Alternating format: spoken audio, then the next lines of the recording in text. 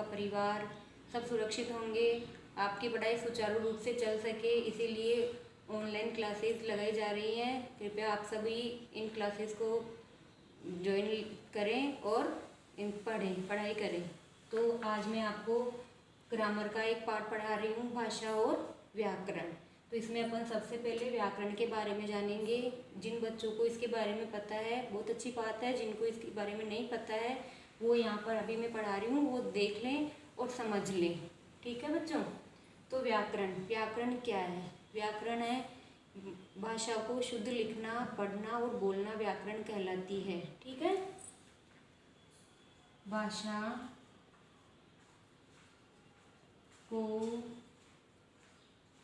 शुद्ध लिखना, पढ़ना व बोलना व्याकरण है। भाषा को शुद्ध लिखना, पढ़ना व बोलना व्याकरण है। ठीक है बच्चों। अब अपन पढ़ेंगे भाषा व्याकरण के रूप। व्याकरण के 3 रूप होते हैं। व्याकरण के 3 रूप है। व्याकरण के 3 रूप हैं। कौन कौन से हैं वो? पहला है वर्ण, दूसरा है शब्द और तीसरा है वाक्य। इन तीनों से ही अपन भाषा का निर्माण करते हैं। यहाँ हम सबसे पहले वर्ण पढ़ेंगे। वर्ण। अब वर्ण किसे कहते हैं? भाषा की सबसे छोटी इकाई जिसके हम और टुकड़े नहीं कर सकते, वो वर्ण कहलाती है। भाषा की सबसे छोटी इकाई, सबसे छोटी इकाई जिसके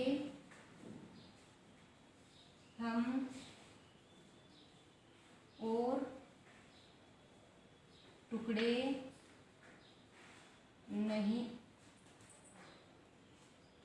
कर सकते, वर्ण कहलाती है। वर्ण जो हम वर्णमाला हिंदी में पढ़ते हैं, स्वर और व्यंजन, यही होते हैं। अब स्वर और व्यंजन इसके वर्ण के 2 भाग हो गए ना, रूप। क्या कौन कौन से हो गए? स्वर, पहला स्वर और दूसरा व्यंजन। वर्ण के भी और रूप हो गए, स्वर और व्यंजन। अब इनके भी और रूप होंगे। इसमें स्वर हैं, स्वर के और 3 भेद होते हैं। कितने भेद होते हैं? 3 भेद। स्वर के 3 भेद होते हैं। स्वर, अब चेंज करना है तो वापस से ना काट।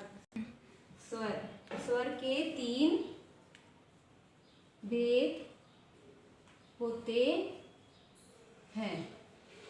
कौन कौन से होते हैं? पहला ह्रस्व स्वर, दूसरा दीर्घ स्वर और तीसरा होता है प्लुत स्वर। अब ह्रस्व स्वर क्या होते हैं? इनका बोलने में सबसे कम समय लगता है। और दीर्घ स्वर जो होते हैं इनको बोलने में ह्रस्व स्वर से दुगना समय लगता है। और प्लुत स्वर है, इनको बोलने में इन दोनों से ही ज़्यादा समय लगता है। जैसे ह्रस्व स्वर कौन कौन से होंगे? अ, ई, उ। समझ में आया? ये जो बोले जाते हैं इनको बोलने में बिल्कुल कम समय लगता है। और इसी तरह दीर्घ स्वर आ, ई, उ, ये सारे दीर्घ स्वर जिनको बोलने में अधिक समय लगता है। और प्लुत स्वर इनको बोलने में इन दोनों से ही ज़्यादा समय लगता है। जैसे अपन किसी को भी दूर से आवाज़ देते हैं, राम, अपने रा के बाद जो रा और मैं, इन दोनों के बीच में जो ध्वनि आ रही है वो प्लुत स्वर की ही है। और प्लुत स्वर को दर्शाने के लिए हम इस वाले का मार्ग का प्रयोग करते हैं। ठीक है बच्चों, आज मैं यही इतना ही पढ़ाऊंगी। आप इस को जितना मैंने पढ़ाया है इसको अपनी हिंदी की एक नोटबुक बनाएंगे, उसके अंदर आप इसको लिखेंगे और इनको लर्न भी कर लेंगे। इससे आगे अपन कल पढ़ेंगे। ठीक है, तब तक के लिए बाय।